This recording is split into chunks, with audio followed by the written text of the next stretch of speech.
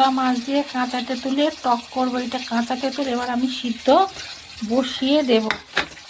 আমি সিদ্ধ বসিয়ে দিয়েছি, দেখুন আগে কিভাবে করি। এটা সিদ্ধ হয়ে গেছে, আমি এবার চটকে নেব। নিয়ে তেঁতুলের টকটা আমি ছেঁকে নিলাম।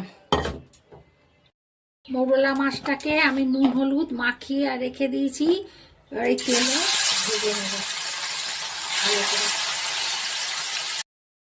সর্ষেটা দিয়ে দিলাম, তেঁতুলের টকটা ছাঁকা দিয়ে দিলাম, হলুদ আর নুনটা দিয়ে দিলাম, ভাজা মাছগুলো দিয়ে দিলাম, মৌরলা ভাজা মাছ, অল্প একটু মিষ্টি দিয়ে দিলাম।